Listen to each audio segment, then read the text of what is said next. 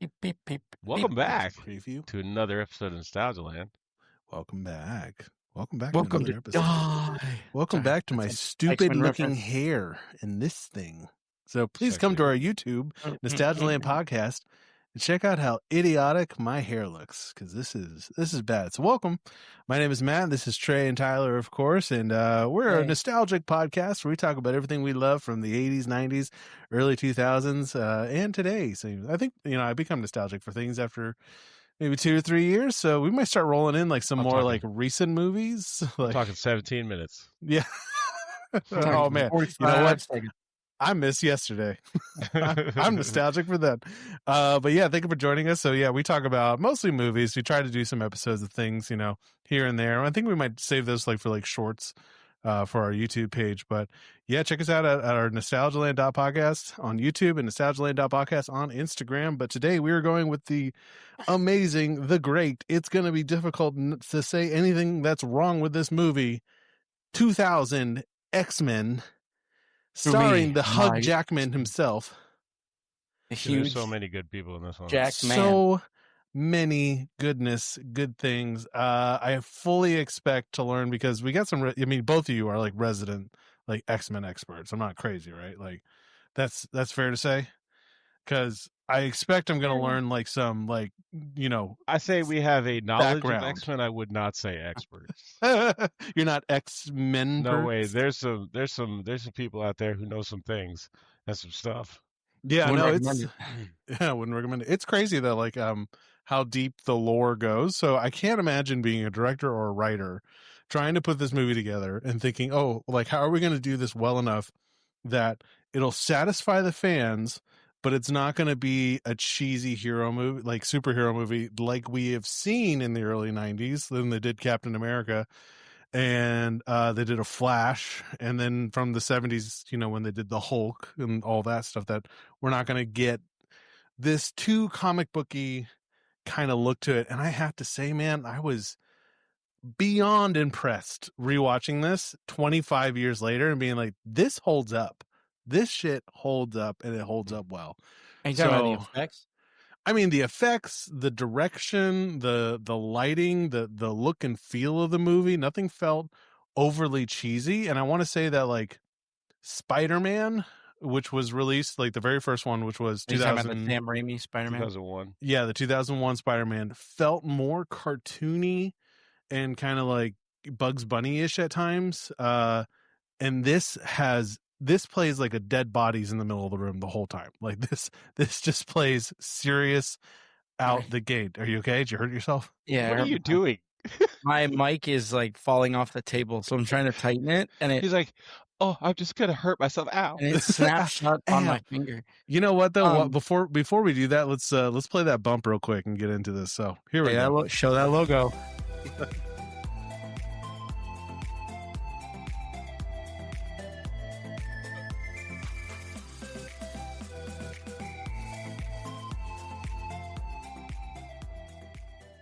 Like I said, we're gonna play it till you hate it. Then we're gonna play it some more. But I love it. But the Spider-Man being like cartoony is like in keeping with the Spider-Man character because he's like a quippy guy. Like, I'm gonna beat you up and you're gonna hate me because I'm gonna tell bad dad jokes while I might insult you a little. I'm not gonna hurt you, but I'm also gonna make you feel bad internally about how you were raised. I'm gonna make you question. I'm gonna embarrass you. Your mother did a poor job, and I'm gonna let you know it. Tobey Maguire though was not like the super sarcastic like jabby kind of guy, more than like Andrew Garfield was. Andrew Garfield was really played up that like when he's robbing that guy and the guy pulls out a tiny knife and he's like, "Oh no, my only weakness, a tiny knife," and he's like, "Shut up." Yeah, but he also made Spider-Man an a-hole. Spider-Man's not an asshole. Just a little too far. It depends on who you talk to. Yeah. You talk to Doc Ock, he's like, he's real. I do have to agree though that this movie was pleasantly surprising. Watching it again, I probably haven't watched it since the early 2000s. Yeah. And with it coming off the heels of Batman and Robin, So basically, like Yeah. the superhero movies were kind of taken off with Batman 1989 and movies like that doing very well in the box office, and then Jerry Bruckheimer got a hold of things and derailed the train and made them ridiculous and outlandish. And if you go back and you watch like the first episode of Nostalgia Land, we talked about some Batman. Yep. That's what brought us all together uh, so many years ago now. But uh, the studios were worried about doing it. They had tried to get an X-Men film off the ground a couple of times with Orion Studios. They had just come off of the success of Terminator, and they had some financial problems, so they couldn't get it done. And then they went to Calico. I think it's Calico, or it's very similar to that. It's if it's not Calico, it's something very similar. Yeah. Pictures to do it, and they ended up going bankrupt. So then they had the success of Blade with Wesley 1998. Snipes, and that was what really pumped life back into like maybe we can do this X-Men movie, and it'll be successful. Yeah. And with the success of the original cartoon series that was so good, now even though it's still awesome, the voice acting is a little rough. It's a little rough. X-Men 98 has good Yeah. voice acting. Yeah. Like the new one, the X-Men Or 97. Sorry, X-Men Yeah. 97. Yeah, but the original series, even though it's awesome, and like that theme song, man, da-da-da-da-da-da-da. Dude, and the Japanese version slaps even harder. So good. Yeah, it gets me hyped just singing it. Yeah, But yeah, so 20th Century Fox got on board, and it took a lot of effort to get this movie going. And the interesting thing to me was Patrick Stewart. They knew they wanted him for Professor X, and I mean, there's no better live action professor. That's one of the things that's so amazing about this movie was the casting. So many of them, like Ian McKellen, Patrick Stewart, Hugh Jackman, just could not have been more spot on for their roles and done the characters justice. Even though there was worry about Hugh Jackman being way too tall to be Wolverine, because he's like 6'2", and Wolverine's supposed to be a short bowling ball of a man. He's like 5'1" or something like that. He's just a tiny little bastard. Furry, angry little guy. I know why he's so angry. That's some Short Kings. Holler out, Short Kings. You and me, Colin. Let's go back to back. Let's go. That skit is so funny. But Hugh Jackman was actually like a last-minute insert into the role. They wanted the guy who plays the villain in Mission Impossible 2. I can't remember his name. But he was doing Mission Impossible 2, so he ended up having to turn the role down. Then they wanted is that the Zoe Viggo Mortensen one? She's like sick, and he has to get the maybe I don't know. But then there was Viggo Mortensen, but he was worried about agreeing to a multi-picture deal, so he turned it down. And then hadn't he just done Matrix? Wasn't he like Agent Smith? Viggo Mortensen? No, Viggo Mortensen. No. Oh, no. Who am I thinking of? He's Van Helsing. Oh, but who am I thinking? You're thinking of who was also in Lord of the Rings. All these guys were like, "Hey, you want to be an X-Men?" They're like, "No." I'm thinking of Elrond. And then Elrond, yeah, and then everybody went and did Lord of the Rings with Hugo Weaving. Like, where are you guys? Okay. Yeah, Hugo Weaving. Yes, Hugo Weaving. So I'm not like, I mean, I'm off, but I'm not like, you're not off. I'm in the outfield, but I'm not like out of the stadium off. Yeah. You're in the end zone. I mean, you're close. Their names are similar. You just switched sports. Oh, I did. Oh yes, you're on the pickleball court. And they're all in Lord of the Rings. So you're in the kitchen. You're hot. Yeah, you're in the kitchen. You know what? You're in the gravy. That's the sauce. Well, yeah, and then so they ended up after him going and wanting Russell Crowe, and Russell Crowe was in the midst of doing Gladiator, and he said no, but I know a guy. Yeah, and he suggested a little-known Australian actor who had been in a lot of commercials and some TV stuff and some small-time productions of movies and done some theater in Australia, and he blessed us with what 25 years Dude, of yes. Wolverine. Yeah. And the Wolverine that we've all come to know and love. When you think of Wolverine, you think of Hugh He Jackman. is Wolverine. I Yeah. don't know. Did you guys see? Till you're 90. Yeah. Did you guys see? People were saying that Daniel Radcliffe was getting ripped to do like a. Dude, have you seen the shot that they're talking about when they say that he should be Wolverine? It's Yeah, the There's one a where movie where he's like flexing and screaming, and it's like, Yes, oh, he could definitely replace Hugh Jackman as the next he Wolverine. could be it. Yeah, the it's one where called he's schizophrenic. Yeah. Miracle Workers or something. He could definitely do it. But Yeah, dude, he looks the part. you're absolutely right. Like Hugh Jackman's credits up to this was something called Paperback Hero, Yeah. Erskineville Kings, which was 99, and then some production of a TV movie of the play Oklahoma. So I actually, it's funny now knowing that's where the wind comes sweeping across the plain. I've heard of that before. I can't say I've ever seen it, but I've heard. Hasn't he won a actually. Tony? Isn't he like a Now, Tony yeah. Award winner? Now he has, yeah. Yeah, dude, he does stage productions, and like the dude is awesome. He did Yeah, Les well, Mis. it was so funny to watch this and be like, dude, that's Hugh Jackman. Any moment now, he's gonna go like into full Jean Valjean from Les Mis. Like any moment, he's gonna turn and be like, he thinks that man is me. He knew him at a glance. 8675. What is it? No, I was gonna say 8675309. 2. That's not something. it. That's, Hell yeah. Hell, what, dude? It's a joke in Ted Oh, Lasso. isn't it what? 24601? Hell yeah, yes. Hell yeah, 24601. What? It gets way up there. Oh, my voice is dried out. Yeah, no. So then we got. I mean, this really did. They were like, okay, Hugh Jackman's our guy. Like the Wolverine is too cool. So then the entire franchises just became around Wolverine, and I have to say that like any of the ones that were like sans Wolverine, I was like, it's just not as good. It just didn't feel it right. After this first movie, they kind of. No, the second one is good. Yeah, but it's not as good as the first. And they so basically the train starts to wobble, and then the third movie, that bitch is off the rails and into a ditch. I mean, Kelsey Grammer as the Beast. You don't like it? There are things that are good in all of them. Like, and there are things in this movie that are bad. Yeah, that I was quite offended by when I was younger, as like a 15-year-old kid watching this movie, or however old I was. But especially the shot they take at the outfits later in the movie. I was me and the nerds that I knew were very upset.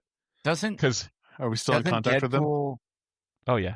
Doesn't Deadpool do the reverse in Deadpool and Wolverine? Yeah, he's like, maybe. We're going full color costumes. Yeah. No, have you not seen the Wolverine one? Like, oh hell yeah. He's in the yellow. He ditched the black spandex or something like that. Oh yeah. He calls it out because he's like, oh shit, like we're in classic vibes, and I love it that they kind of go through all the different versions of Wolverine in Wolverine and Deadpool, or Deadpool Wolverine, whichever. And it's great that like they finally come up to one where he's like he hops down from the bar stool and he's like that 5'2" Wolverine, but it's still Hugh Jackman. That's one of the best jokes. Is like, ooh, hello, little man. That was one of those moments in the theater where I was glad to be in a packed theater when he came out and he pulled the cowl over his head, and the whole theater just went nuts. Yes, yeah. Oh man, it was like when Iron Man put the gauntlet on. Yeah, man, those packed theater, man. There's nothing like a room full of nerds in a nerd movie. Like it is epic. Yeah, it's epic. Just screaming. These are like the people you want to see a movie with because they love it. They're here for it. And if you're confused about whoever the hell that guy was, or like what significance is that? Oh, they're like right up into it. They're like, that person was in the other episode. Exactly. No, they're like, here, check out this comic book. Yes, it's right here, all for you. Read it. Here's my fan fiction. First of all, don't be judgy, but it gets really sexual really quickly. Always do. One. No. So this movie opens up like I was saying. I mean, there's a dead body on the floor they're like, oh, this isn't going to be like your normal like do kind of running Superman hero intro. No, this opens up, I believe, in the Holocaust. And the Holocaust. It's not Auschwitz though, is it? They don't say. They don't say. It's something. just Poland. It says 1944 or some Poland, and you're like, oh my god. Okay, I was like, don't remember this, but then you get and they the did some whole cool camera tricks in this shot where everything is dark and gray and they're trudging through the mud, but the stars that they made the Jews wear during the Holocaust were bright yellow, so they were pointing out them singling them out as different, as other than. And you get the intro to, in my opinion, probably the greatest mutant. That his powers are just like, who would you rather be if you could be a mutant than Magneto? I mean, the dude could control metal. Our blood has iron in it. He could just pull your blood right out of your body. Like, hey, dude, you're good. You're dead. Just come here. And he could fly. Yes. Come on. The dude is like, I mean.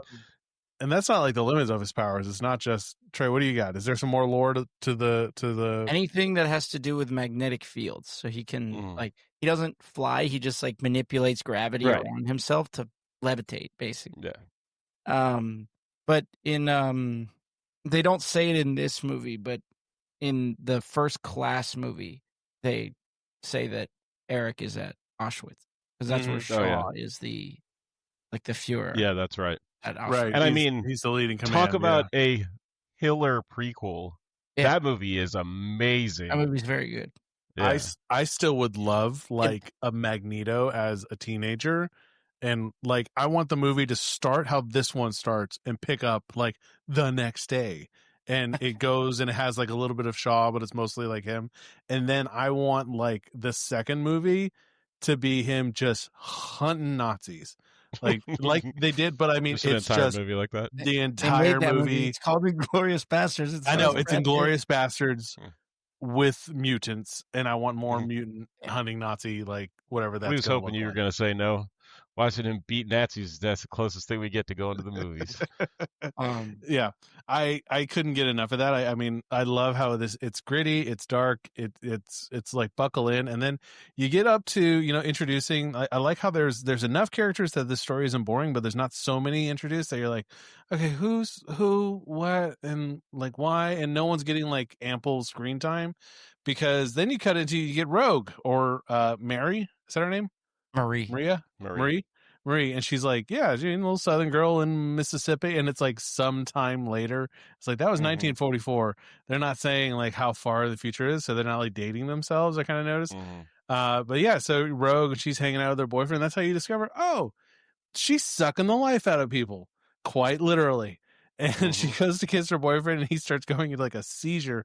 And this was the one scene, I think I texted you guys about it, that I was like, hold on, this is a little funny, because they come in, the dad's freaking out, the mom's scared. She's like, poor Anna Paquin, Rogue, is sitting like in the corner. She's like, don't touch me. She's freaking out. Yeah.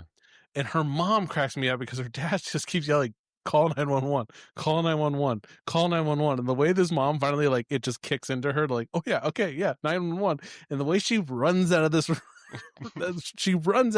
is like, it's this weird kind of dance where she throws her hands like this, and you just gotta come back and see it and go check it out on Disney Plus, because I found it funny. I'm sure no one else will, but at least I gave you a reason to put this movie on. You can tell your wife, hold on, this guy on the internet said this was funny. This lady, hold on, well, why don't we just watch it? Why don't we just watch the rest of this? I mean, Hugh Jackman's shirtless in it most of the time.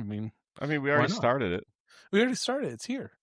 But yeah, and then, again, it's not like, ooh, and then everyone's happy. It still then jumps into a political rant where the Senate is having a meeting about whether or not all mutants should come forward and like get like branded, barred, and like, registered. It's like a big theme. It's a big theme in it's a through line in the X-Men comics and in the show, where they're relating mutant problems to human issues, like when. Well, so you know where that started. The X-Men started in 1963, right in the heart of the Civil Rights Movement. Right, and that's where they really started with it all. Was it was supposed to be called the Mutants, but they didn't know if people would understand what it was all about. So they were like, humans with extra powers, and that's how they settled on the X-Men. The X was the extra, and that's when they formed the Brotherhood of Mutants right in the beginning, where there would be this idea of like these people are separate and different, and they in this movie they did a lot of work to mimic Martin Luther King in a lot of Charles Xavier and Malcolm X in a lot of Magneto. No way. Yeah, there's a lot of similarities where King was about peace and peaceful protesting, and we're all equal, and nobody's different. And Malcolm X was like, nah, man, like we got to stand up for ourselves. Like they're coming for us. Like we got to stand up for who we are. And it's interesting the way they did that, the way they worked all these subtleties in, and they address real life issues. And X-Men's been doing that for their whole run. I mean, their whole franchise. They were built on that. Yeah, yeah. And I mean, you have Ian McKellen and Patrick Stewart just like, I mean, living it up in these roles, like so calm, so collected, so like just theatrically so interesting to watch. And the way that they cut how in the very beginning when Magneto and Patrick Stewart, Professor X, have this little meeting in the hallway outside the Senate room, and they cut that it's like Magneto's in darkness, like he is this shadow figure, and then Patrick Stewart is in this, this bright, well lit light, and there's like a turn, and that when Magneto turns around and it reveals his face, it's almost like they're on the same plane, and now he's addressing him like, okay, we're not enemies right now, we're friends who are just finding themselves on opposite sides of the same track. And we want to create this symbolic relationship of that they know about each other, and they both have the same goal, but they're approaching it from two completely different ways, so they're the opposite side of the same coin. I couldn't believe how intricate this movie was and how well shot it was, remembering that this was like the first one out the gate of new superhero movie franchises that's like, this is going to set the tone for like the rest of the next 25 years, and it did it so freaking well, dude. I can't get over it. Okay, well, so Rogue, she gets on a truck somewhere and finds herself, I'm guessing, in Canada, because that's where Wolverine is from. Is that right? Isn't he a Canuck? She's like upstate New York somewhere. She Canada. moved to New York. She talks about it when you get the scene where she puts her boyfriend in the coma. Right. She's telling him she's going to go up the Canadian Rockies and then across, and end up in Alaska. Yeah, she's trying to get to Anchorage, right? That's what she says. A weird spot. Like, you're basically going all across Alaska to get to Alaska. I mean, it's all the same. It's snowy wasteland. Like, what are you doing? Just go up where the ice road truckers hang out and live there. That feels like something that you can just pop across the border, take a look over the fence. Yeah, all right. And then go right back home. It's like, that looks nice. That was good. But she ends up in what I can only assume is a Mad Max Thunderdome. Like, she says it's a cage fight in Canada. It's a cage fighting, like, it's Thunderdome, dude. Like, they're like 2 men CFC, one Canadian Fighting Championships. Bonesaw is ready. I got 2 minutes. I got 2 minutes. Playtime. It's funny how they both use the same feel. X-Men did a much better job of keeping it like darker and grittier than dude. X-Men revisits that in the Apocalypse movie. Nightcrawler's forced to fight Angel in a cage match. Like, they revisit that a bunch. Yeah, really? But Spider-Man came out like a year later, and it was like, hey, wait, can we just see this? See what happens at the end of your match? Uncle Ben dies. Yeah, no, for sure it is. I mean, they didn't rip him off. It's just that's how it goes. Sorry. There's a scene, and I'm sorry, I got the movie while we're talking. I got the movie kind of played next to it because it's great. But this bar, I don't think there's a roof, indoor plumbing. There's a trash can on fire in the corner. Like, none of this looks like well cut wood at all. But the one thing is they cut to a guy who looks like the diabetes. Wilford Brimley. Wilford Brimley asleep on the couch. This walrus of a man is asleep on some random ass couch, and it looks so comfy. But again, this place is like in shambles. Like he's like, don't disrespect my bar, brother. There's nothing left to disrespect. There's nothing here. Oh man! But that's how we get Wolverine. Iconic. He's fighting Wolverine in the cage. Yeah. A guy steps up to try and win money by beating up Wolverine. And this is where you get some of the cheesy sound effects, because every time Wolverine hits the guy, it's like pink, ping. Yeah. Metal on metal. He's got skin and bone too, man. Yeah. Not just pink. I thought it was I like how they worked in like the slightest bit of humor in places to keep it from getting too dark and too lost in the sauce. Yeah. Because when the guy steps into the cage, the dude who's doing the announcing, and he says, "Our savior is come to free us from this man who's kicked the crap out of everybody who's come into the cage." All of our money. Yeah, he's and then it. he leans in and covers the microphone and says, "Don't hit him in the nuts." And he's like, "You said anything goes." He says, "Yeah, but it'll piss him off." Yeah, he'll take it personal. He'll take it personal. Yeah. That's right. He'll take it personally. And later in the movie, when he's fighting Mystique, when he starts to win the fight is when she kicks him in the nose. Oh, that's true. Takes it personally. He does take it personally. Man, dude. But it's a great character intro too, because like nothing is like outright, oh, this is our guy. Oh, this is our guy. You know, they announced like, oh, this is Wolverine and stuff like that. But this could have been passing. They could have just been like, oh yeah, there he is. And they just could have kept going with Rogue. And then no, they do a great thing where she kind of like, he comes over, sits at the bar. She's like eyeballing the tip jar and stuff like that. And, obviously they're not eyeballing the tip of something. Yeah. She was like, what? She's like, ooh, he's so fine. Look at him. Oh, my goodness. Wolverine wasn't sitting down yet. No, he comes over. No. I mean, once he sits down, then she's eyeballing him hard. Look at that Canadian. Like, yo, dude, that guy's like 40. You're 17. Yeah. Guy's like 400. Yeah. I know, but you don't know that. He looks like he's 40.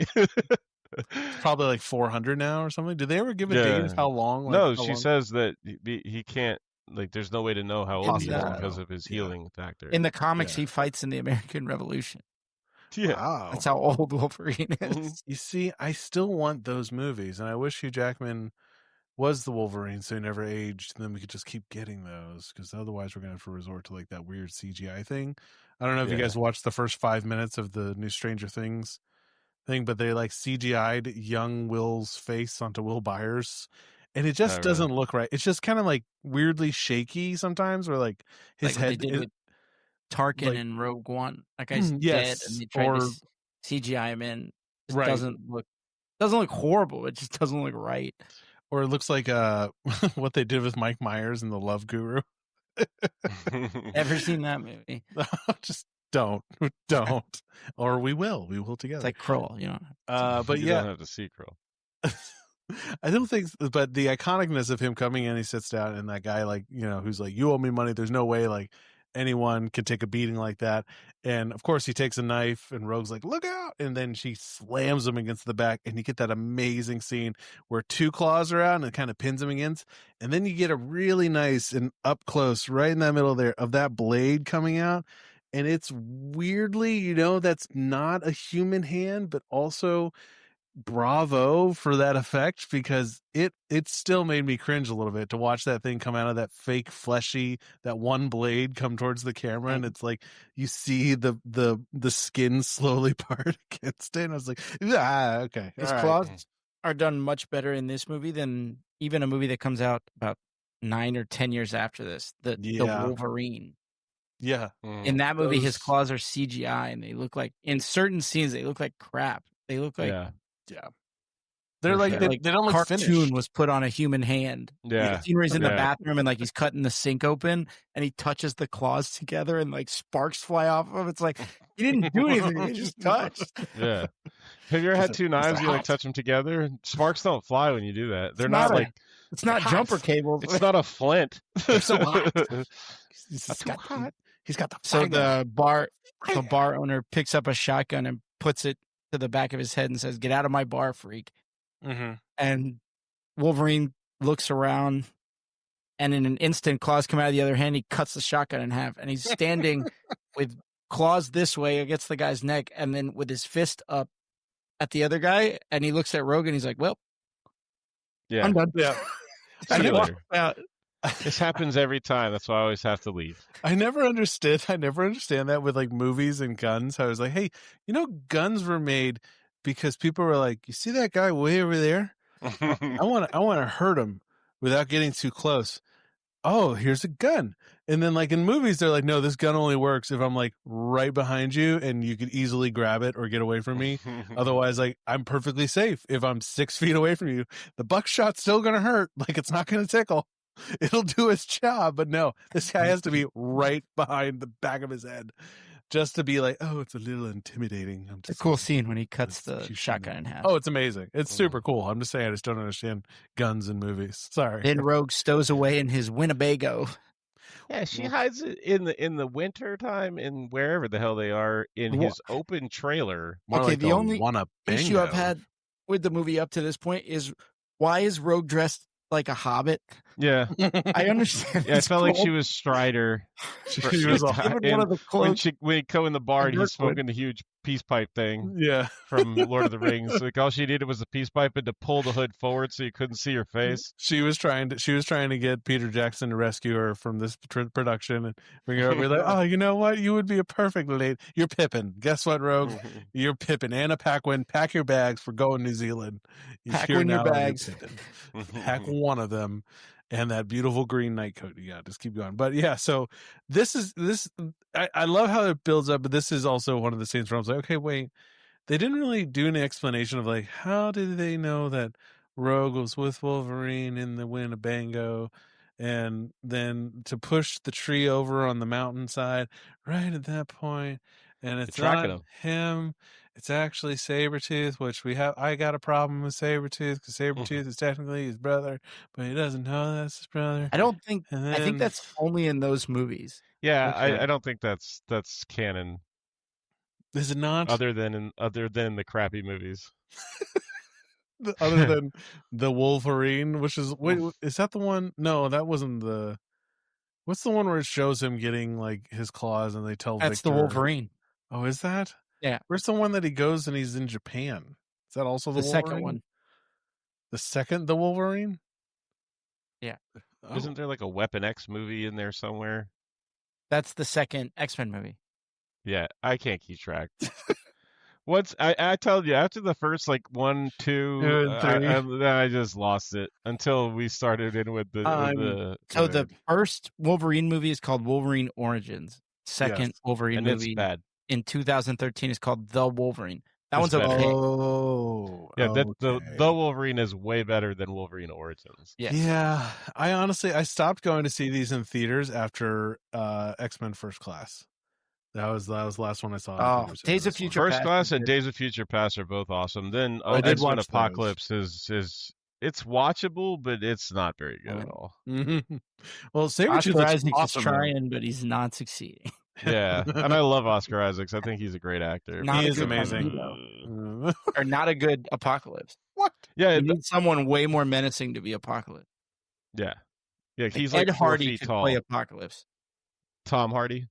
What did I say? Ed Hardy? Yeah, Ed Hardy, yeah. He did a clothing line. I don't know what he looks like. He could dress Apocalypse, but he could play Apocalypse. I don't know what he looks like. So sorry, I agree with you. Sabretooth looks amazing, but his character is very strange. He's the most useless bad guy in this movie. He just kind of like grunts and growls with tiger like sounds, like he literally sounds like a tiger.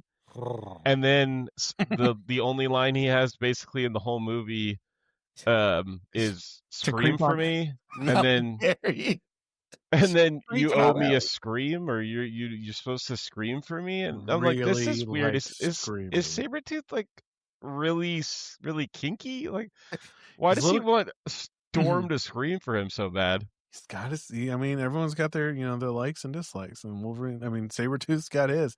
He has like 1 or 2 lines, but it's like 1 or 2 words here and there. It's definitely not like he's not reciting Shakespeare anytime soon. He says they got away, or something like that, and then he says, "Where's the girl? She's with them," and then you're gonna scream for me.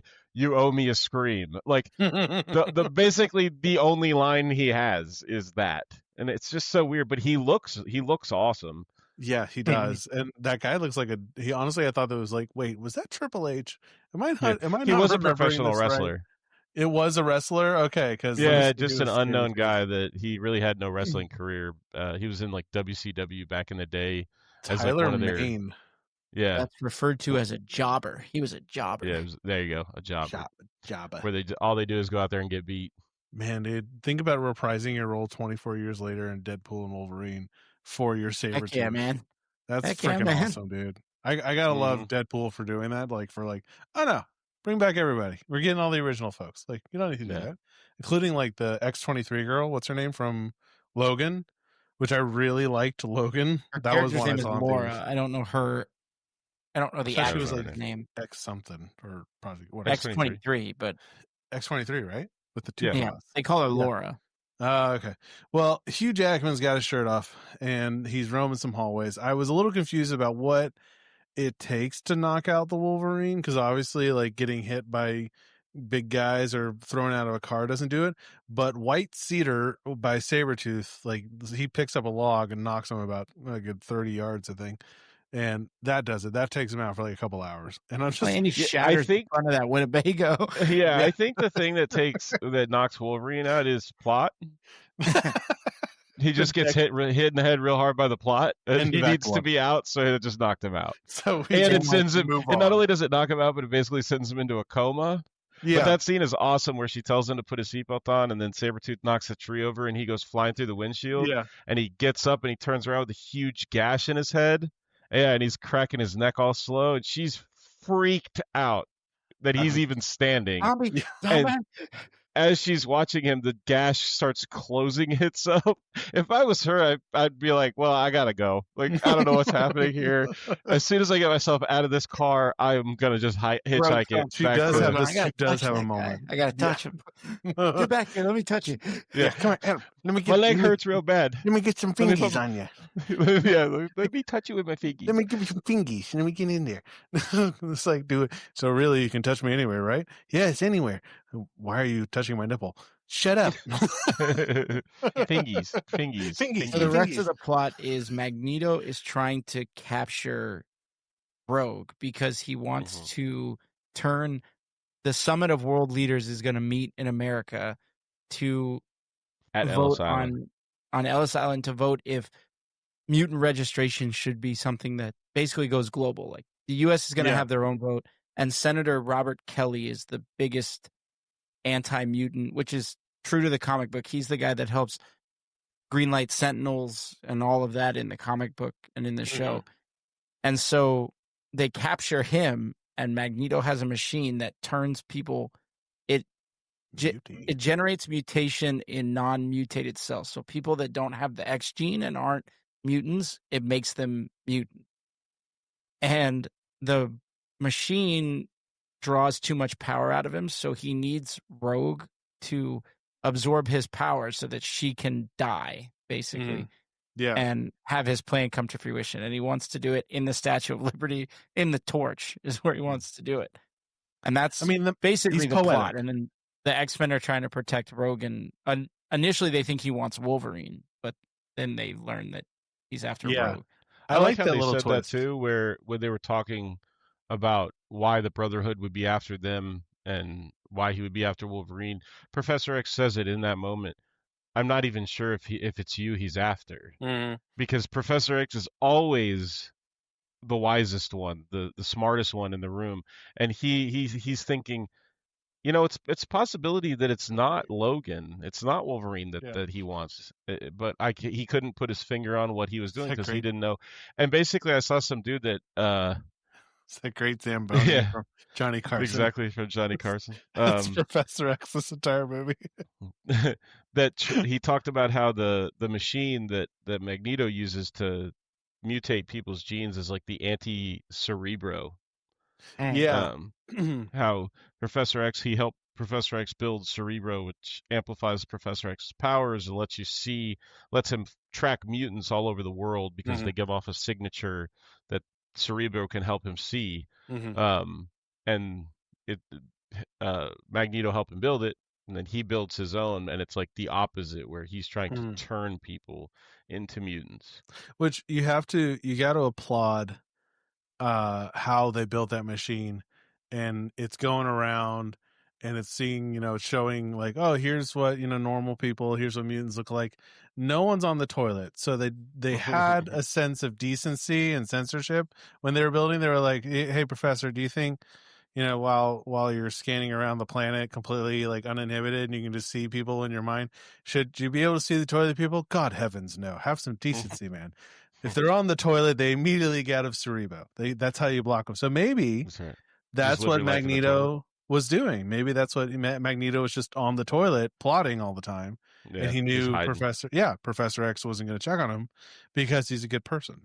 And we're not. And that's why we talk about it. Or maybe it's the helmet. Or maybe the helmet. I mean, it could, porcelain. It might be just that it's porcelain. That's what blocks, Professor X's capabilities. So Wolverine wakes up. He attacks Jean Grey, who is not the Scarlet Witch, Phoenix. And it's great that she's like dressed in red. It's an awesome nod, throughout the series that she then evolves into. Spoiler alert. And the one problem is, so everyone's like, cool. They're like, all right, great, you're here. James Marsden of Sonic the Hedgehog fame is Cyclops. And I love how Cyclops is always a tool. Yeah, he's always a bit of in everything. He's just a tool. He's the Boy Scout. He is the Boy Scout without any fun. But you could be a Boy Scout without being a complete jackass. And then in the comic, he gets like really dark. Oh, good. That's what I want. Well, you got Halle Berry. I ruined the last Ronin for our viewers a while ago, so I'm not going to ruin. No, you should ruin it for this time. If they haven't watched X-Men '97 yet, it's on them. No, it's not from that. It's from the comics. Oh, from the comics. Okay. Did anybody else notice Halle Berry as Storm? Now, she apparently originally in the script she was supposed to have a love story with Logan, with Wolverine. And they cut it out. So she just kind of turns into this weird background character that doesn't really have a lot going on. And when she talks a lot of the time, she has a strange accent. Did anybody else feel that way? There's times where she just talks like Halle Berry. Great. Then there's times where she talks and it's like, why are you putting on that voice? Are you AOC? Are you Alexandria Ocasio-Cortez? You just you get an accent with whoever you're talking to? Who told you to do that, Hallie? Who said stop, this? Cut. Stop. No. And I mean, she's been in more stuff. She was more famous than Hugh Jackman, and she gets maybe like, I think 10 minutes or 15 minutes of actual screen time in this movie. But you're right, she does change her accent pretty quickly. That's Halle Berry, folks. Halle Berry of Catwoman fame. I love how you're just naming everybody's lowest rated movie. I mean, we gotta keep up with the times here, folks. It's if you see enough of her movies, you can see her boobies. If you see, like, that's the reward. If you see enough, a lot of her movies are not worth it until you see her boobies. There you go. Which isn't it? That's Hugh Jackman and her again, isn't that? In that movie, Swordfish. Swordfish. She's a Bond girl too. She was a Bond. There's that badass scene in Swordfish with the bomb that blows up with all the ball bearings. I don't remember them. It's like the most famous scene in the whole movie. I never even saw the movie, and I know the scene with the ball bearings. I've never seen the movie. I just saw the bomb scene and the booby scene, and that was it. I don't even know if I ever saw her boobies. Walked it out. Just walked out there. But something really cool about this movie was this was, early days of CGI, and they advertised this movie like they had used all special effects. Practical effects, when in actuality they had used a lot of CGI in certain instances, and I think that's why a lot of the effects go over so well. There is the one scene late in the movie when they're fighting on top of the Statue of Liberty and Sabretooth and Wolverine are going at it. Yeah, Sabretooth throws him and it looks like he's going to fly off the Statue of Liberty, and he does the claws into the the spikes of The crown. her crown, and he goes all the way around and cuts the crown off, and it's a cool scene, but it looks really bad because CGI. it's very CGI, very like, why is he like rubbery? What's happening? I feel that's when he's trying to destroy Magneto's machine and he bends his claws backwards, and I'm like, oh, his claws became gelatin there. Ouchies. Yeah, adamantium. It's super flexible, by the way. He's in the machine, though? When Rogue's in the machine and he's trying to hit that's because Magneto's bending his claws back. Right, yes, but it would still be bending metal, not like wow. Yeah, he's like, I got you bit. He's like, I'm gonna make a wave. Hi. Yeah. Like a pencil when you move it really fast. I want to point out, Tyler. Hey, shut up! My pencil's moving. Tyler, that was a great. Like, I feel like that's your new. Like, that's your sportscaster voice. Whatever you just did there, it looked good, but it was so bad. Like, it looked good. Yeah, I'm gonna find that clip for you because that was definitely like your. What's your my announcer voice? Maneri, is that his Bob name? The Maneri? guy. Bob Maneri. Maneri. Yeah, that was your voice. That's it. And that's how I think you should lead some clips from this movie. So the X-Men learn that the machine turns them into mutants, but their body rejects it because they don't have a mutation. So they at least in Robert Kelly. It's the only nobody knows if it does that with everybody or not. Right. I thought that was super badass when that whole scene where they have Robert Kelly in the prison and Magneto's walking around just like telling people I'm a badass with what he's doing. When Sabretooth goes into his office and he's sitting behind the desk and he has the pendulum thing knocking Newton's cradle. Knocking the balls, and then he gets up and walks out of the room and the balls just fall because he was doing that with his power. I'm like, oh dude, this guy's so awesome. And then once they have him in the cell and he's walking to his cell and the pieces of metal are just flying up and creating the wall, I'm like, dude, this is so badass. And then he gets the bars and they just open, and it by just like raising his hand.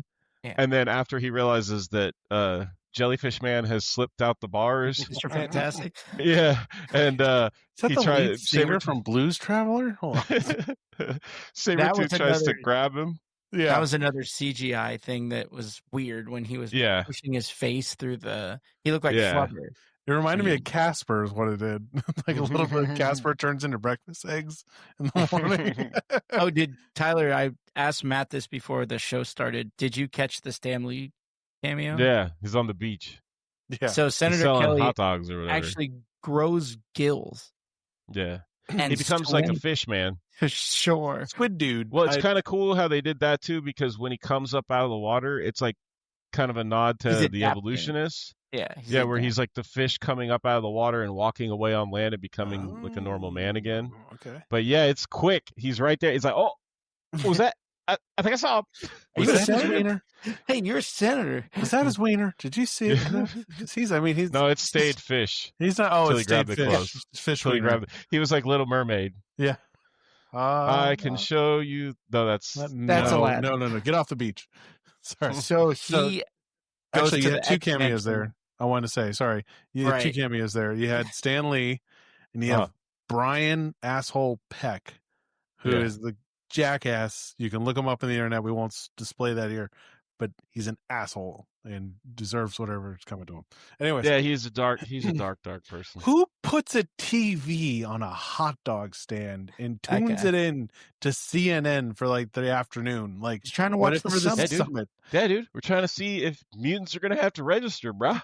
God, no, dude. Gotta know if we're gonna sell my hot dogs to everybody. I gotta be in the know. I don't just use the radio. I gotta put a TV there. This ain't a local economy. We're in the global. new millennium. I'm putting a TV here. That's right.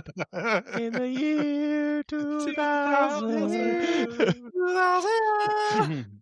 I think that's one of my favorite bits of Conan ever. And so how they did that, and that was like leading into the year 2000. It was one of my favorite segments that they would ever do. And then I was like, oh man, what are they gonna do now that the year 2000? And they just kept rocking it, and they would still say in the year 2000. There's a great channel on Samsung TV, like the free TV like station that's coming. It's just Conan O'Brien, 24 hours a day. and they play like his old stuff. They play it. Listeners, go enjoy that. It's really fun just to slap Growing on up an in old the Conan. playroom, there was 2 TVs, and one of the TVs only got basic cable, and I used to play like Home Run King or whatever on the other TV, and I would just have basic cable running. So I would watch like whatever was on, then Jay Leno, then Conan, Yeah. and Conan was my favorite. And I was talking to the guy that I work with, who's another big Conan fan, and he's a much bigger fan of Conan than I am. He's gone and seen like his podcast live and stuff. Oh, Like man. it's really cool.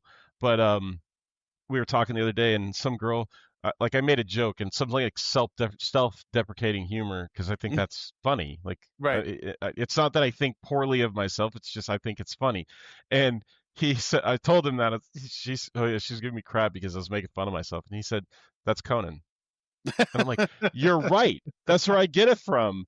That's totally Conan O'Brien humor. Yes, That's yes. crazy that he without even like a second, he just says, "That's Conan." You want to talk about That's where you get it. X-Men and mutations? Conan O'Brien found out he's like 100% Irish, and they're like, "So what does that mean?" And he's like, "Is that like just incredibly rare?" He's like, "No, you're incredibly inbred. It's what that means."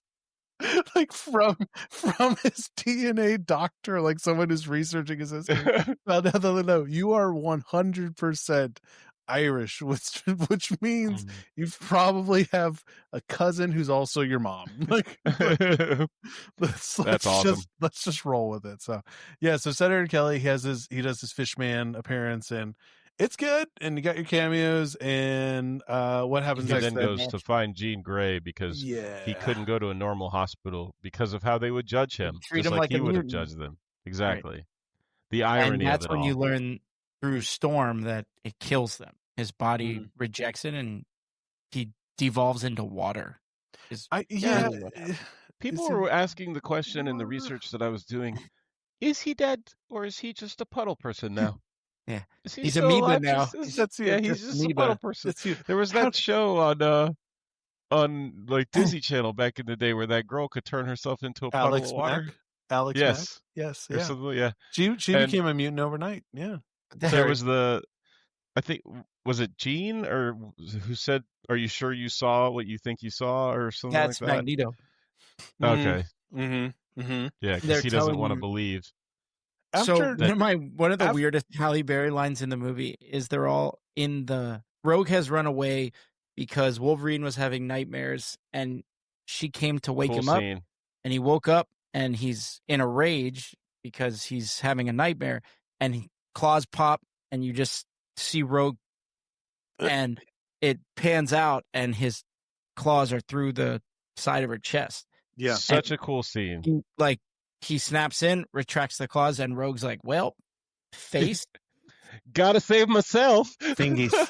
Yes. Mystique impersonates Bobby Drake, Iceman, her boyfriend, and berates her for stealing Logan's abilities.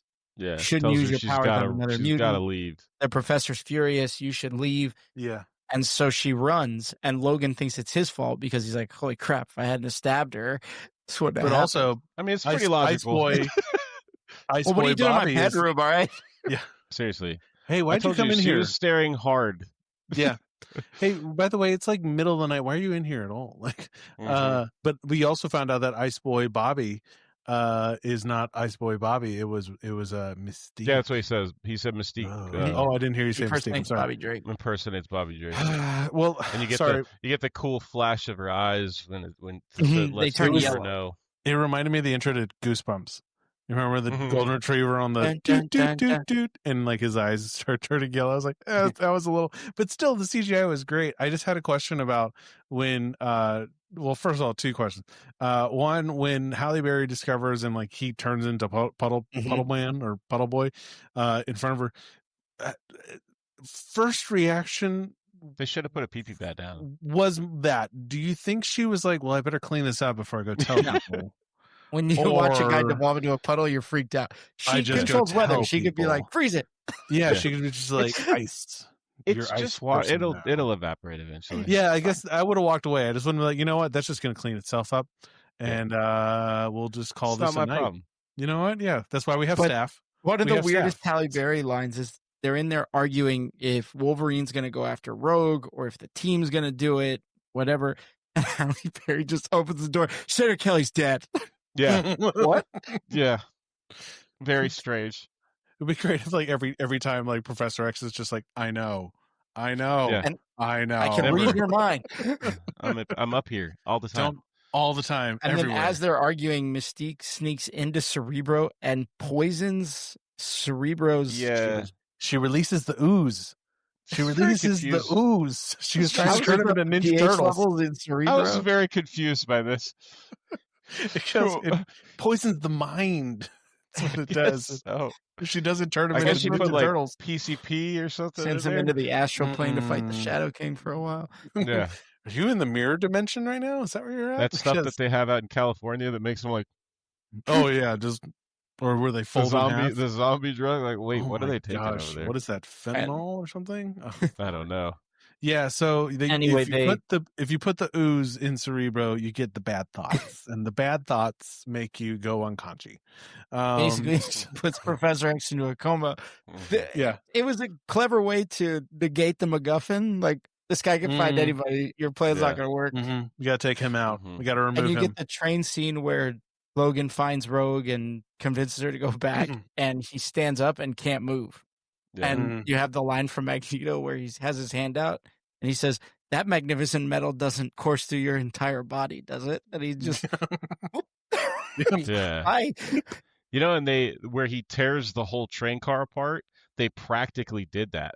Like, they legitimately tore an entire train car apart like that. Oh, wow. And Hugh Jackman was saying after they cut, like right when they cut, basically, it started raining sparks down on all the extras and stuff inside the train car.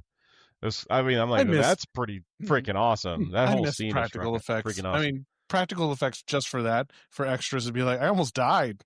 Yeah. They almost set me on fire. I could have died on X-Men. I did X-Men and I could have killed myself. Just would have been it. Isn't there, and Trey, correct me if I'm wrong, is there not a comic of where Magneto like basically goes, "Hey, your whole skeleton thing," and like rips it out of like the body bag? It happens it's one of the storylines in X-Men 97. You should really watch it. It's a good cartoon. I really should watch it. Okay. When he does that, he pulls the adamantium out of Logan, and somebody kills Magneto, I think, for doing it. Like, they get so mad at Magneto. I think it might be Charles, that he gets so mad at Magneto that he either wipes his mind or he kills him. And it turns, but so in the comic, it's cool because the adamantium is actually holding back Wolverine. His body can't evolve because it's constantly healing his skeleton from the metal. So when the metal's ripped out, he becomes this feral, he almost looks like Beast. He's really strong. He's really fast. His senses are, he's basically Daredevil. He can hear you, see you, smell you. And it makes him a better... You smell me? Yeah, you smell me? I can smell you. But it makes him more and more feral. So he can't control like the urge to kill and all of that. Wouldn't his brain be inside the skull of the adamantium? So wouldn't it still be? Hey, let's not think about it too much. Sorry, okay. Let's not think about it too much. You know what? You know what happens to lightning when it strikes a toad? No, we're getting there. We're getting there. Yeah, you want to talk about taking a great movie and demoting it to a very good movie in one line? Amazing. Good God. It's amazing that they were like, you know what? I think she'd be a Catwoman. This is perfect. Toad kind of bothers me too. I like the character. I got a hot take about Toad. You do your thing. Well, Toad's interesting because they always have him there. And I feel like in everything, Toad is there, and he just makes me want to slap him all the time. He does. He's probably the best Toad version of Toad that there is in this movie. It's Ray because Toad was kind of like a jester, like a court jester, in the comics and everything before this, and he was always up Magneto's ass. He was a very big brown noser where he was always trying to please Magneto. In this movie, they kind of gave him an edge, and he was kind of a dick, and he cracked a lot of jokes at other people's expense. He was just kind of a jerk. And it was Ray Park. Yeah, Ray Park. Who was the greatest part of the the original or Yeah. the prequel trilogy of Star Wars, Darth Yes. Maul. Yes. They're making a Maul show actually. That's what I heard. Yeah. On the D+ is going to be a Maul show, and I'm Speaking of down making for it. they're bringing Gremlins 3. Ooh, this should take place during a really random holiday, like Leif Erikson Day or something, and that's why. Well, you Leif have to Erikson go Day. buy a present for my son on Leif Erikson Day. Let's go to Chinatown and get him a mogwog. Is that what they're starting?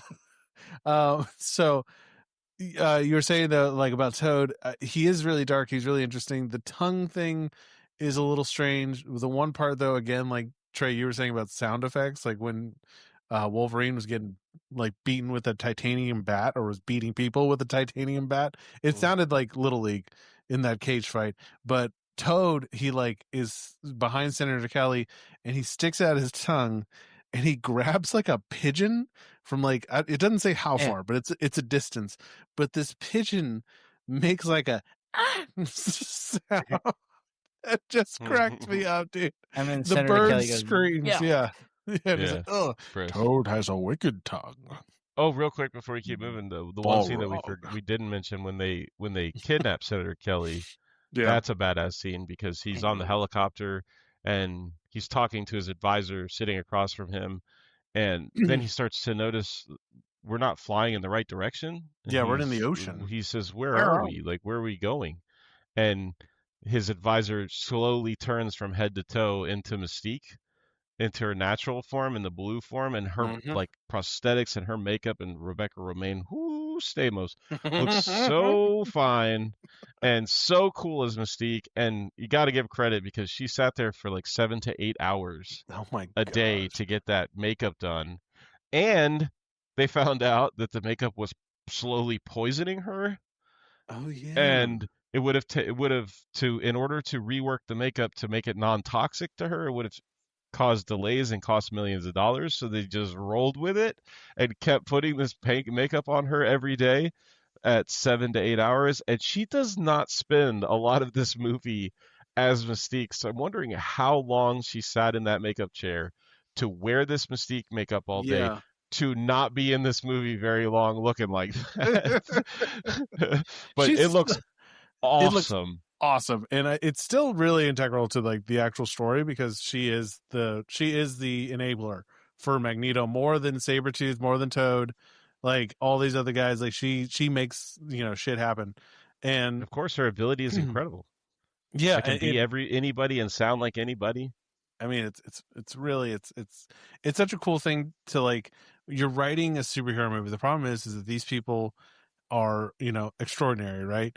And a lot of their gifts and powers and talents are things that would normally solve our everyday problems. And so it's such a, like you said, the MacGuffin of taking out Professor X with the poison Cerebro ooze. It eliminates, okay, well, they could just do this. Kind of like in the way that like a lot of modern movies nowadays, like a lot of these problems could be solved if they just texted people. If everyone just like was on a big group chat and we all texted, this whole movie wouldn't be an issue. And so I like actually going back to some of these old movies, like especially like Seinfeld, which is not a movie, but if you watch Seinfeld, so many of their problems would have been solved if they had iPhones or just they had cell phones, just normal cell phones. It was before the cell phone. Yeah, just let everybody know, hey, this person thinks I'm, crazy, or George, I'm stuck under a desk. In the school after he stabs Rogue, and then Mystique takes over as Bobby and gets her. That's another one of the moments, like in the beginning. How the hell did the Brotherhood know that happened, and how did Mystique get in to be Bobby the next day? Like that doesn't make any sense when you start to logically think about it. How did she get here? Why did they know that she had what happened here? What room you staying in? When you start, exactly. When you start thinking about things too much, it kind of breaks down a little bit. But if you suspend suspend disbelief, it's really good. Oh, but what were you gonna say, Trey, about So Toad in this movie is Magneto's most useful member of the Brotherhood, maybe outside of Mystique.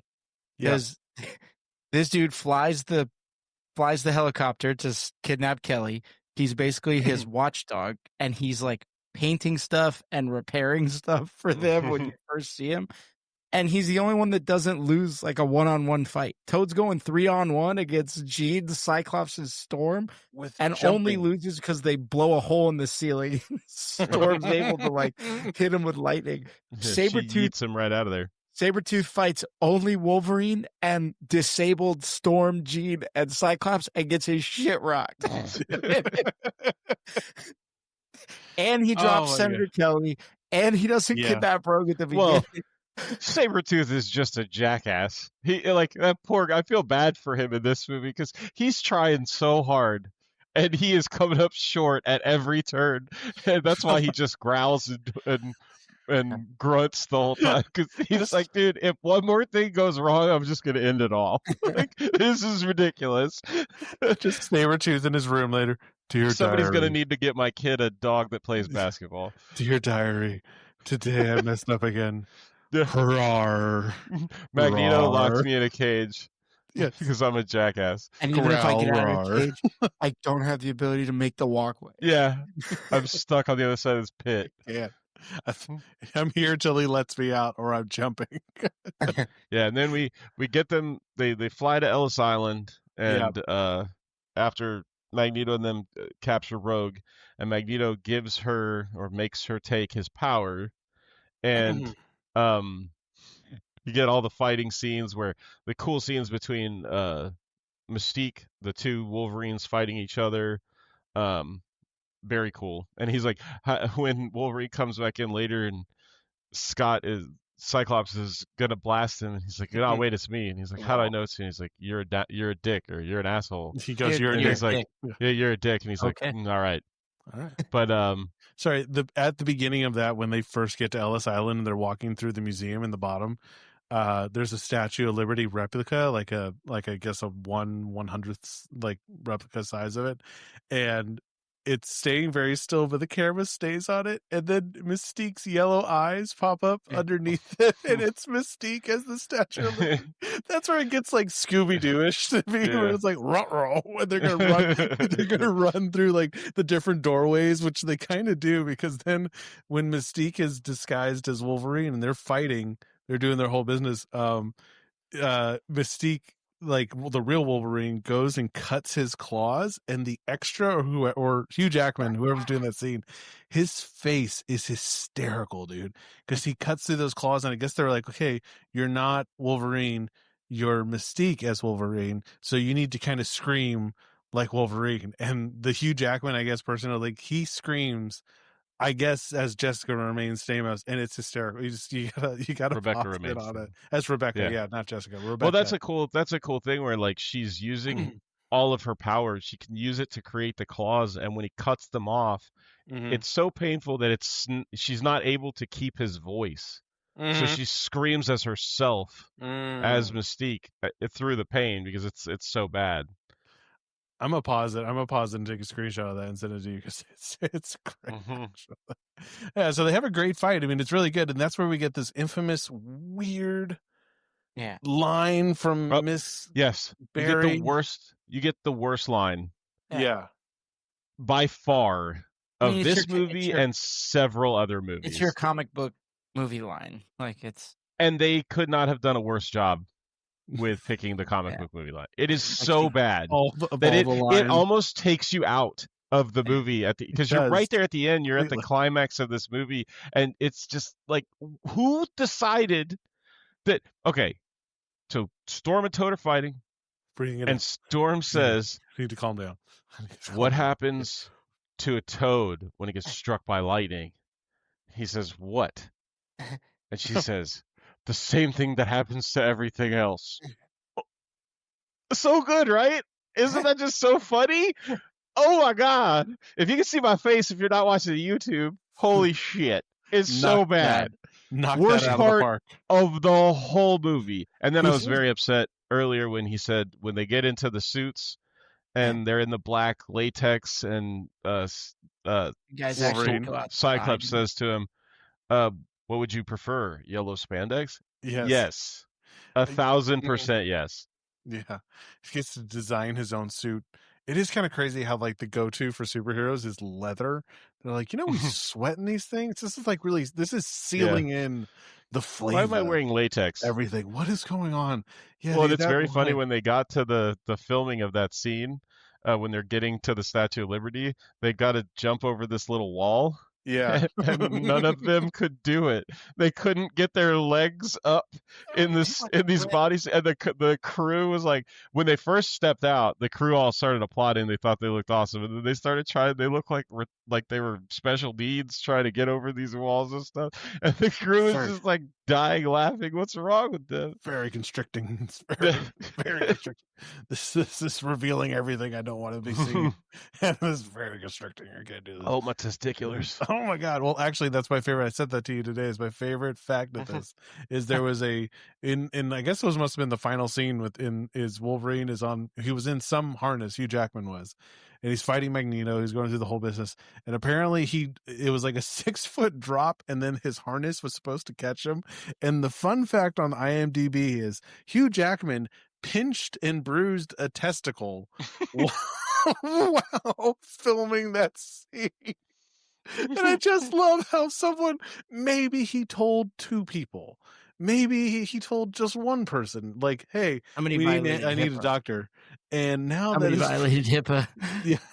Now that's forever just a fact on IMDb. Although when you see interviews and stuff with him, he probably told a lot of people. Ryan Reynolds he seems really funny, and Ryan Reynolds told everybody. Reynolds was like, he bruised his nut. Yeah, exactly. He almost lost a nut on X-Men. Who's Paul the polish to get your own movie around? Okay, and then you get the biggest Wolverine. Then you get the biggest plot hole of this whole movie.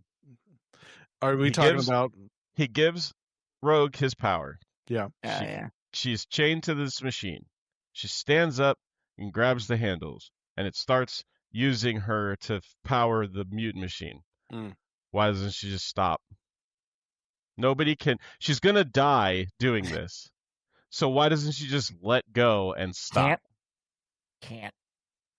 It's her. Like Magneto had to power it, so she's powering it. She's just standing there screaming like a bitch. Just let go and stop. If they kill you, you are gonna die anyway. So quit. She's probably yelling. She's like, "Mama didn't raise no quitter." Yeah, exactly. I ain't quitting on this. You ain't quitting on you. If I keep going, it'll give them a chance to save me. Keep trying here. I'm from Mississippi. We don't talk like this. I thought you were going to talk about when Magneto's like, "Hey, I'm going to crash your whole get together party," because already they've taken out Toad and they've taken out Mystique. All that's left is Sabretooth, the best one. They were obviously like, you're a third string, dude. You're like, if they get past him, if they get past her, you just be here and we'll try to work something out. But Magneto comes in like inside the head of the Statue of Liberty, like starts bending the metal around him. And that was a cool line too, where they walk into the room and Wolverine, he's in front and he says, everybody get out. And they say, why? And he says, I can't move. And then before they can even react, they all start flying up against the walls and things are hitting them. And it just goes to show he didn't need any of them bitches. Magneto just like in one fell swoop. Yes. Like locks the X into the side of the freaking Statue of Liberty head, and no problem. But the problem with it is, it makes Jean Grey just look so useless this entire movie, because he locks everybody up, like sets them down, including then turning James Marsden of Sonic the Hedgehog 3 fame, Cyclops. He turns his head and points it at Jean, so they're like looking right at each other, and he goes, "You better close your eyes," and then goes over and like takes off, Sabretooth takes off like his glasses that he can use, his visor, to like, hone his skill. But then Jean Grey, does she just stop having psychic powers and like throwing abilities? Like, I'm done. Do something. Do something. Yeah. I'm done. You know what was cool that they did in this movie? Because I didn't realize this, I don't think, before, where Cyclops' beam, you think of it like a laser, but it's not. It's not like a heat beam that just cuts through. And the scene where they're in the train station and he blows the roof off the train station with his blast. If you go back and you watch that scene in like a slower motion, you can see where it hits it almost like a wave. It's like a water effect. And they said that in the comics, like his blast was more fluid than it was just like a cutting laser, like heat vision from Superman or something like that. I thought that was really cool. Because it's one not of the heat, weirdest it's force, isn't it? explanations of powers ever is where Cyclops' optic blast come from. His eyes anus are portals to an alternate dimension. That's where the blast comes from. His eyes are because I looked this up. Yeah, because I looked it up. Because I was like, why does like Quartz stop? Like, why can he look through certain things? And they're not lasers, but rather concussive blasts of kinetic force that come from an alternate dimension through his eyes. The punch dimension contains limitless supplies of pure red concussive energies, which Cyclops can project with his eyes. The punch dimension. The punch, yeah. It's so, One Punch Man. Kapow! Wait, is it like One Punch Man, or is it the Kool-Aid Man flying out of his eye holes? Oh yeah! It's like, oh yeah, like all constantly flying out of there. What the balls? I never heard that. That just made my night. Are you saying his eye beams taste like fruit punch? Explosion rather than a laser or heat like. Say that one more time, a little closer to the mic. I don't know what. So say that one more time, a little closer to the mic. Yeah, it can be. The closest comparison would be to a focused explosion, not heat or laser-like object. This is from the X-Men, like their version of Wikipedia. It's interesting how they aren't really sure what it is. That's what it's like. They're 100% sure. It's concussive blast from the One Punch Man that comes through his eye holes. From the punch bowl. Yeah, from the punch bowl. Explain this to me again. It's like when you go to homecoming. They got a big bowl of punch, and that comes comes flying at his eyeballs. So pow! It's fruit punch flavored. No, it feels like you're running at an incredible rate. And then, Tyler, in the novelization of the movie, because I thought the same thing, and I looked up a YouTube video on it. I was trying to look through my phone to shout it out. The reason she doesn't stop is like the machine, once it starts, is like draining the energy out of you. So even though she's trying to pull away. Are you saying that once she starts, she can't stop because it stings? Yeah, it's Pringles, baby. Once she pops, fun don't stop. I was going more Dumb and Dumber. I can't stop once I start. It stings. But that's why I guess that's the point earlier in the movie when Magneto comes after he turns Senator Kelly and his hands are like bloody because he's being like stuck to the machine. The only reason he stops is because he reaches like the point of exhaustion and the machine stops. Interesting. Which they nerfed the crap out of Magneto in this movie. Like this plan works if Magneto's comic Magneto, because he's like, oh look, I can lift asteroid into sky and reverse the polarity of the Earth. Size actually, but I can't be in this machine for 5 minutes. Too much. Okay, it's because he's old now. Mm-hmm. He's been through. He's seen things. I love that he wears his little Bluetooth. He wears his little Bluetooth thing the entire time just to be like, it's the year 2000. Bluetooth. Well, it's good, though, because it lets you know how they're speaking to each other. Yeah, that is true. But not like in Avengers where they just touch their ear. Like, how about that? Come on, they're like, we all have tumors and we just touch them. And then we know we could talk to each other. It's a tumor touch. Hey. This is how you know this is all in Harry Potter's mind, and he's going to wake up underneath the staircase again after 11 years. I fucking love Harry Potter, man. Those movies are so good. We got to do that as like a really special series and like spend. Yeah, I mean, down the road, man. Those movies deserve it. They're so good. Spend some time. So let me get this straight. This anti-Cerebro thing, which projects the mutant mush into the sky. That turns everybody into fish people, apparently. It's got the spinnies, right? And the spinnies are going like at a crazy rate, like psychotic fast. It feels like you're running at an incredible rate. Yeah. And Wolverine is down in the thing and he's like, hey, useless Phoenix, telepathic. You're gonna make me fly up there. Where's Storm in that situation? And then she's the one who lifts him. Flying him. Yeah, and then she lifts him with the storm, and then Jean Grey steadies him but she to can't get him up there. fly holding him or something. Well, anyway, so she lifts him up. He gets Basically, they couldn't top. give them the actual power that they could have. Like, Right. it's not like in the cartoon where they can literally, like, oh, I picked you up with a tornado and set you down over there, or Jean Grey can push you up there. Jean Grey in the canon, in the universe, when she becomes the Dark Phoenix, Yes. is one of the most powerful mutants in existence. Like, Right. Yeah.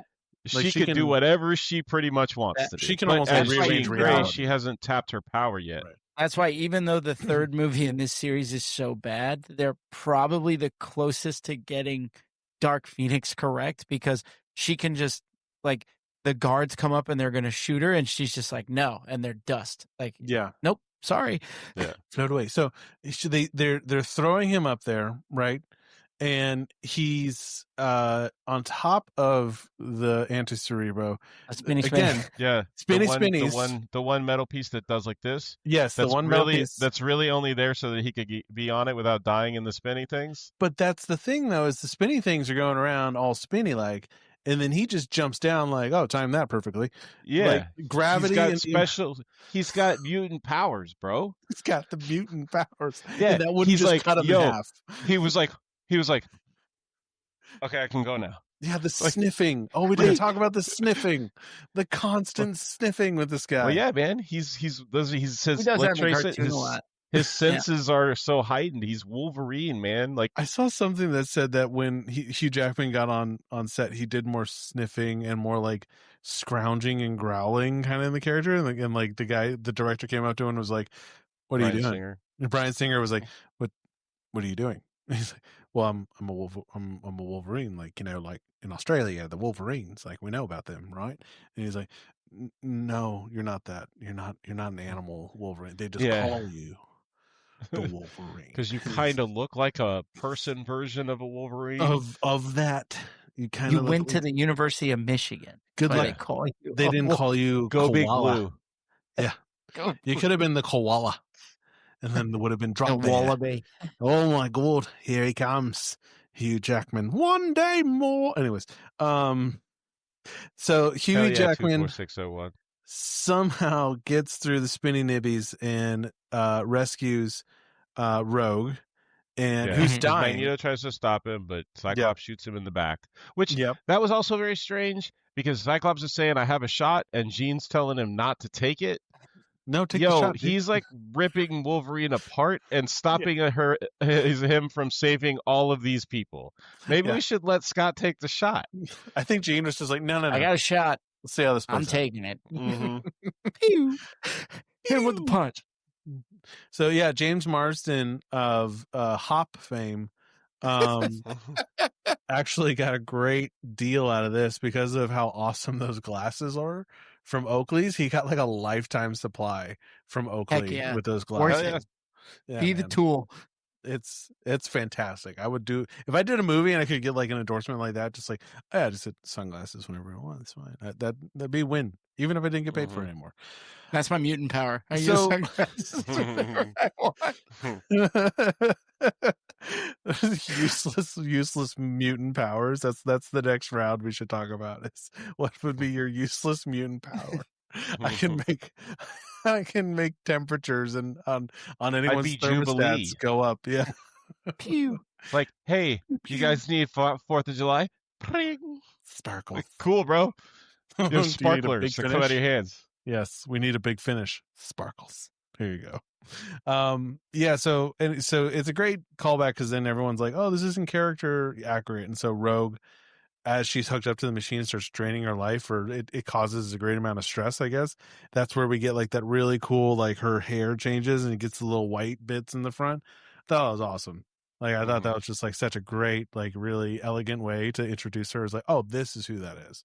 And then as she's dying, Wolverine's like, let me touch you, and fingies on there, and he lets her zap some of his healing powers, which then results in him like being shredded? Like these it's all old the scars and stuff like start opening up and like fight it's all wounds the from damage the fight that was they've been healing doing. from his fight with Sabretooth. From this night that like all that Mhm. starts opening, reopens, and he's just like, oh, those are just too fresh. Which I was a little confused about too, because already healed. Why is it opening back up just because he's losing his healing powers? Like, it healed already. It's Because not his like claws he are got out. these. Like in the now. video game, you can't heal when your claws are out. You gotta put your claws on.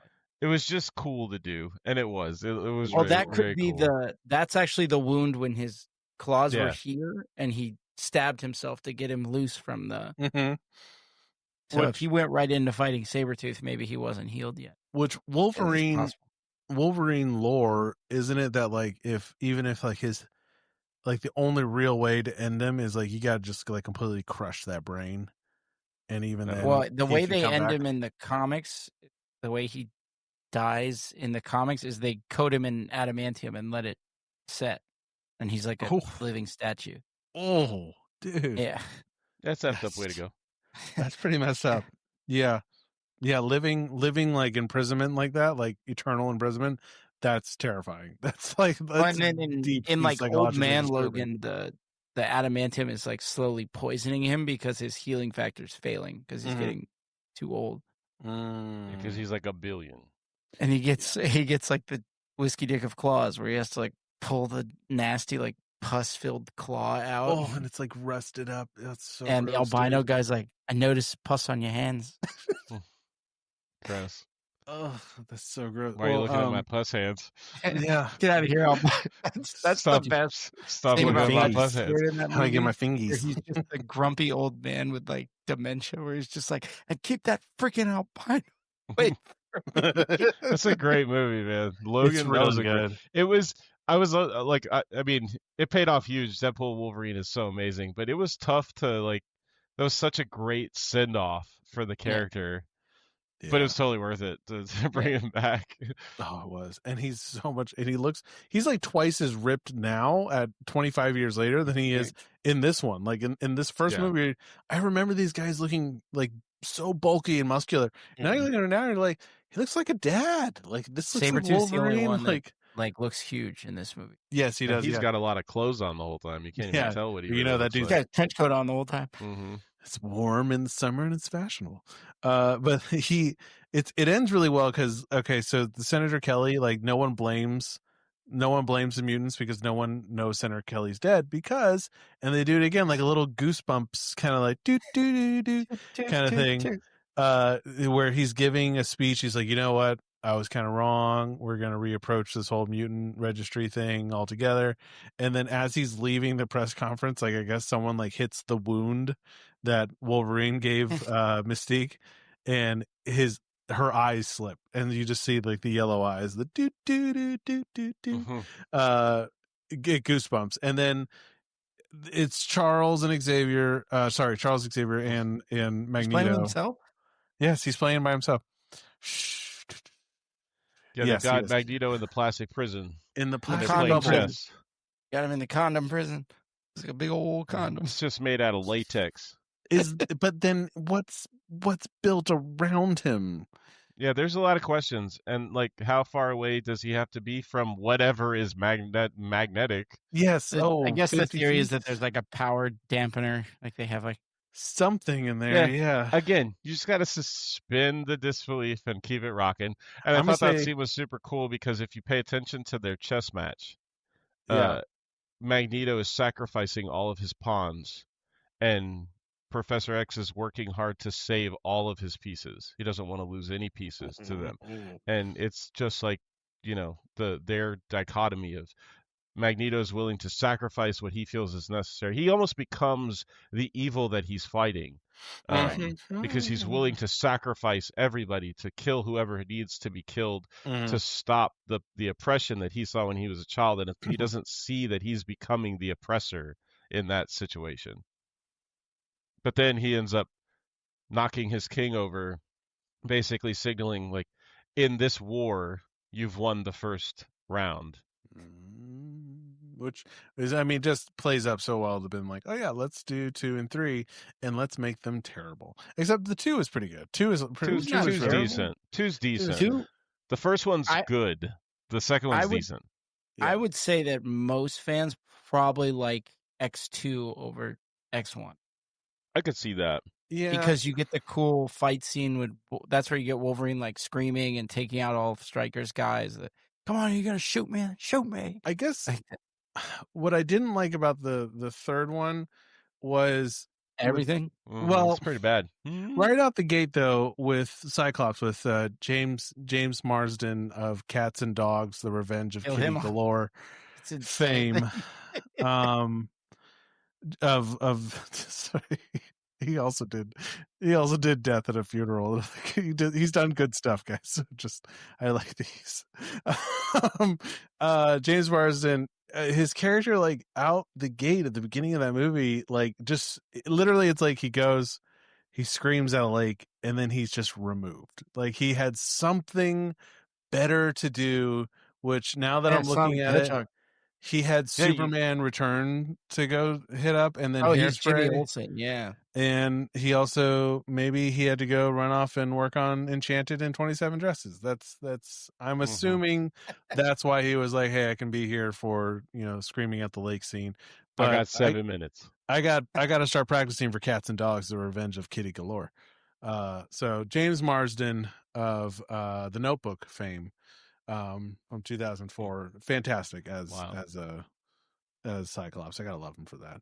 Any other thoughts? Any other lore you want to share, Trey? Anything you want to let people like, hey, this was wrong in the movie, but in the comics it's so much better? Anything like that you got on you? Yeah, Rogue is weird in the movie. Yeah, like because Rogue in the comics, she's the Jubilee character.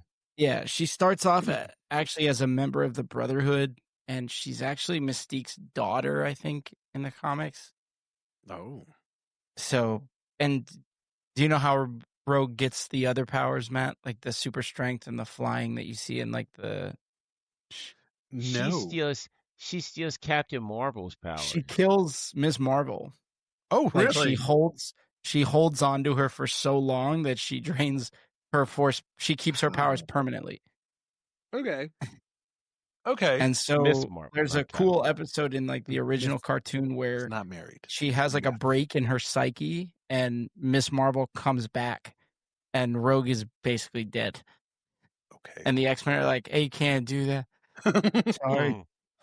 Nope. Gambit's really sad. That's a no.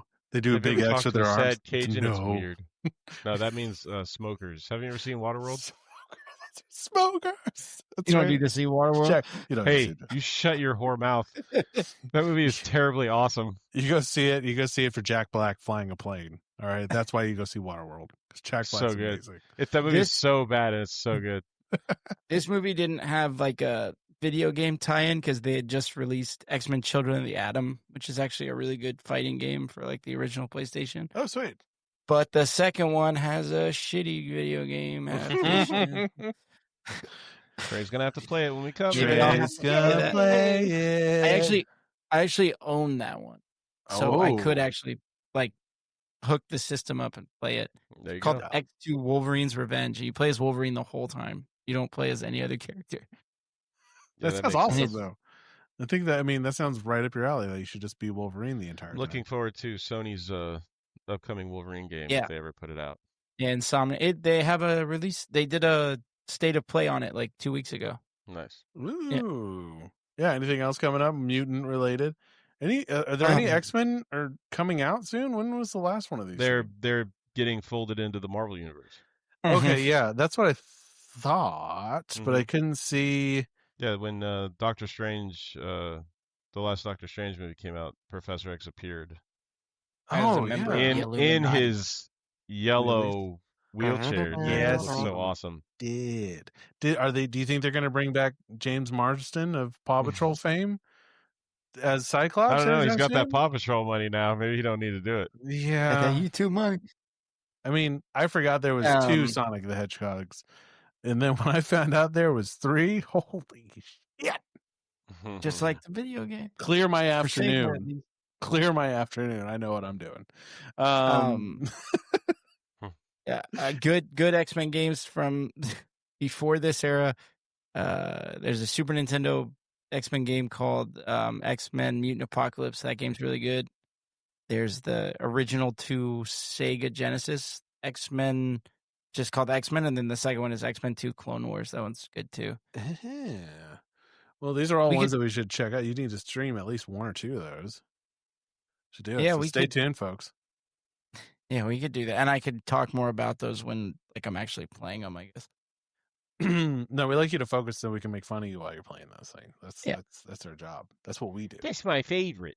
But this movie's definitely worth a rewatch. It holds up for the most part. Awesome. There's weird CGI parts, but most of it is and they don't really take you out of it too much. There's just a couple that are like, oh, you laugh a little bit. You're like, oh, that was weird. Yeah, Harry Potter took it a little too far there. Some of the Quidditch in Harry Potter looked worse than a lot of these things. Like this looks good compared to all that, dude. Like I completely agree with you. It does not take you out of it, and it stands. It still stands, and it's nice that it's like not so heavily ingrained. I mean, the TVs are old and the cell phones are old, but it's not like, oh, this was definitely like the year 2000, before we had anything else. Yeah, man, this is a great movie. Tyler, you want to walk us out? Sure. Thank you guys so much, as always, for joining us. This time for a great movie. We got a lot of crap for our take on Biodome from, family and friends. But we appreciate you guys, and definitely check us out on YouTube. Follow us on Instagram. Like, comment, subscribe, ring notification bells. Send them to your family and friends, whether you like them or hate them. Just participate. We want to hear from you guys. We want to hear what you like, what you don't like, what you want to hear more of. Like we always say, we want to build a community around this show, and we want to do things that you want to see, bring you stuff that you want to hear us talk about. But thank you again for joining us this week. And until next time, I'm Matt. Trey. And I'm Tyler. Cowbunga.